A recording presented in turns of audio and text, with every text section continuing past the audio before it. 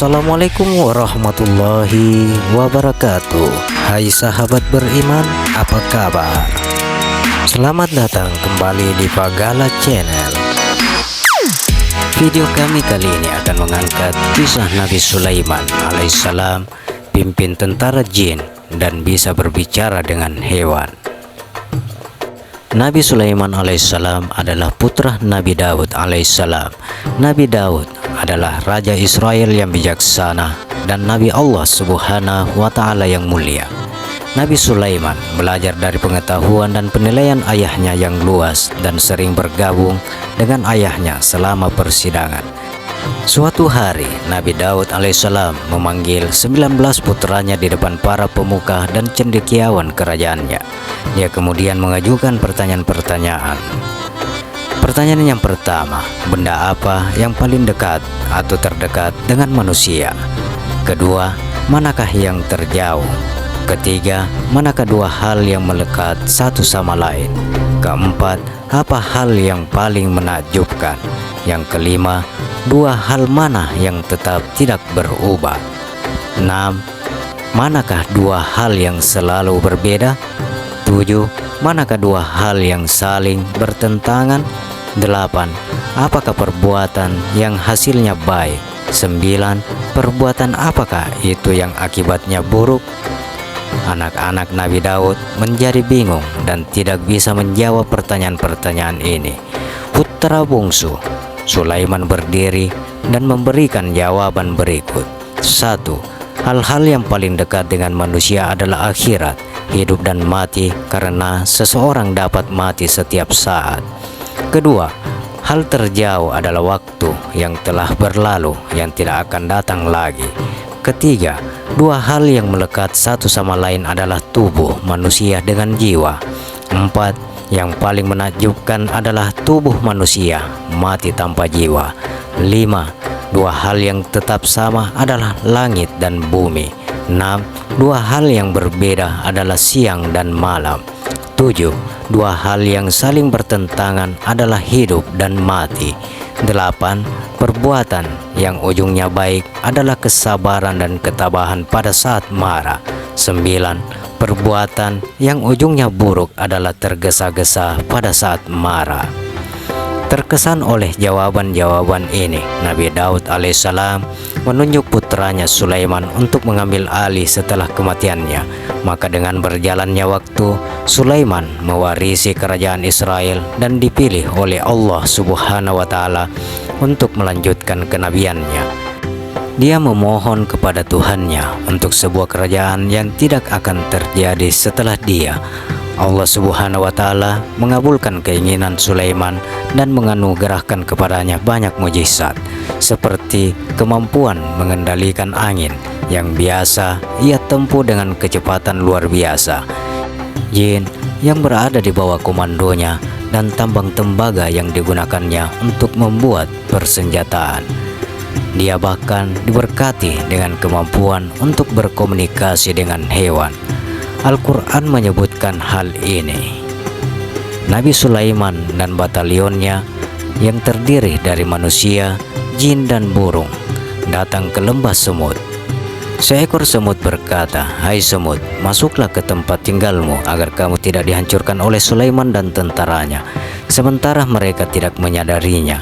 Mendengar hal itu, Nabi Sulaiman tersenyum, gelih mendengar ucapannya dan berkata, "Ya Tuhanku, izinkan aku mensyukuri nikmat-Mu yang Engkau berikan kepadaku dan kepada kedua orang tuaku, dan untuk melakukan kebajikan yang Engkau ridhoi, dan masukkan aku dengan rahmat-Mu ke dalam jajaran hamba-hamba-Mu yang soleh." Surat An-Naml ayat 18 sampai dengan 19. Dan misinya sebagai Nabi Allah, Sulaiman membangun tempat ibadah yang menonjol kubah batu di Yerusalem. Dari sana Sulaiman dan para pengikutnya melakukan ziarah ke Mekah.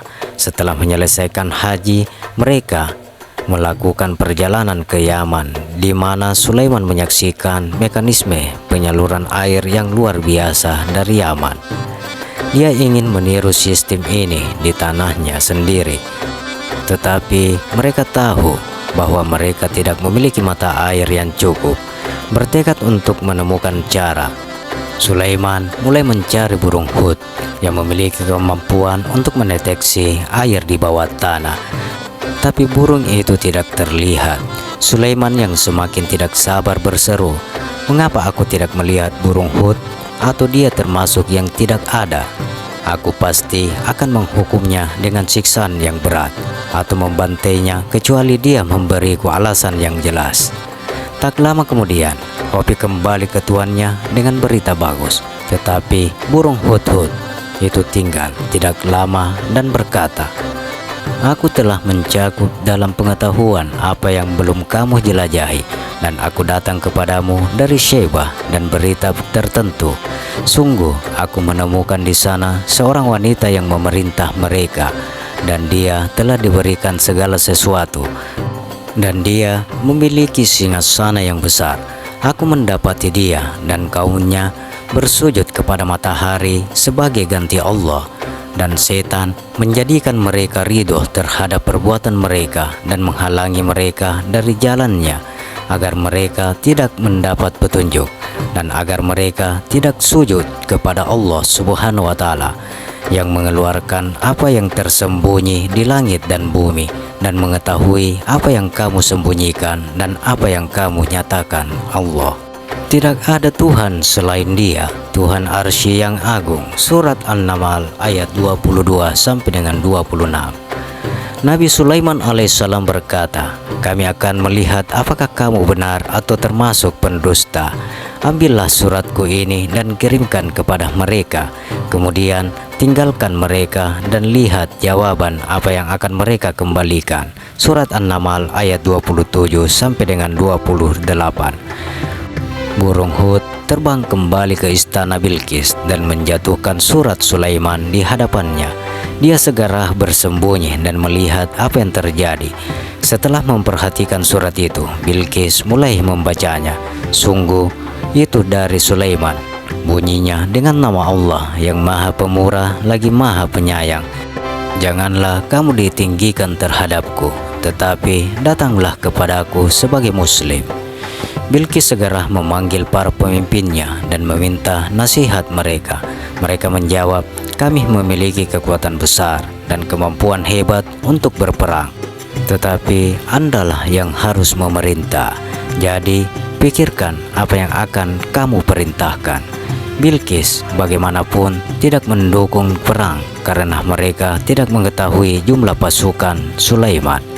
Dia menjawab, "Sungguh para raja ketika mereka memasuki sebuah kota, mereka merusaknya dan merendahkan orang yang paling terhormat di antara penduduknya."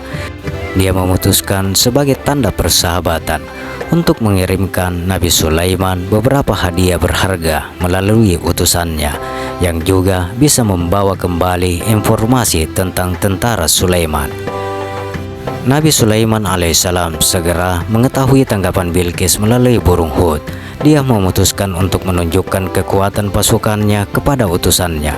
Ketika utusan tiba, semua pasukan Sulaiman lengkap dengan binatang seperti singa dan harimau, burung, manusia dan jin berkumpul di hadapan mereka. Utusan Bilqis memang tercengang dengan ukuran dan keragaman batalion Sulaiman.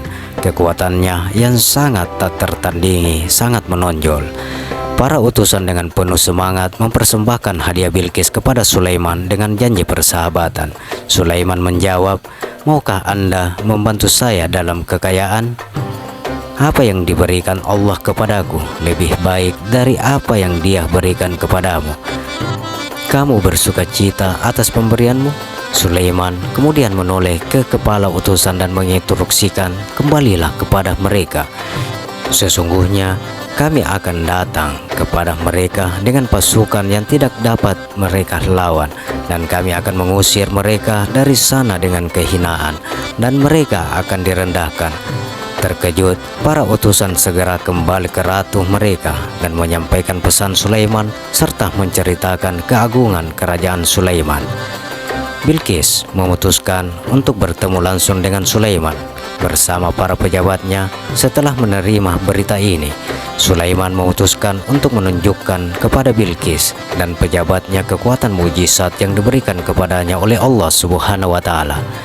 Dia bertanya kepada pasukannya, "Siapa di antara kalian yang bisa membawakanku tahta Bilqis sebelum mereka datang kepadaku menyerahkan diri mereka dalam ketaatan?" Ifrit, salah satu jin yang kuat, segera menjawab Nabi Sulaiman, "Aku akan membawanya kepadamu sebelum kamu bangkit dari tempatmu. Dan sungguh aku benar-benar kuat dan dapat dipercaya untuk pekerjaan seperti itu." Namun Sulaiman tetap bungkam, menunggu tawaran yang lebih baik.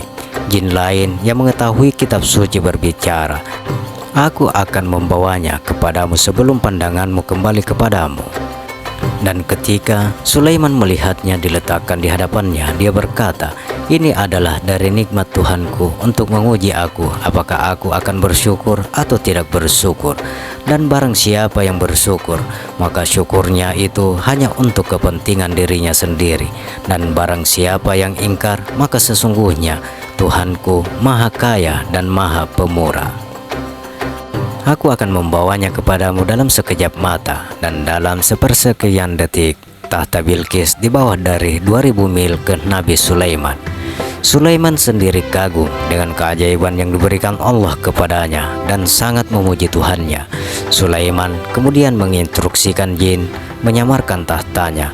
Kita lihat apakah dia akan mendapat petunjuk kebenaran atau termasuk orang-orang yang tidak mendapat petunjuk. Dia kemudian memerintahkan jin untuk membangun istana dengan lantai yang terbuat dari kaca tipis tapi kokoh. Di bawahnya mengalir sungai-sungai. Ketika Bilqis tiba, singgasananya langsung menarik perhatiannya. Melihat reaksi Bilqis terhadap tahta, Sulaiman bertanya, "Apakah tahtamu seperti ini?" Bilqis benar-benar bingung.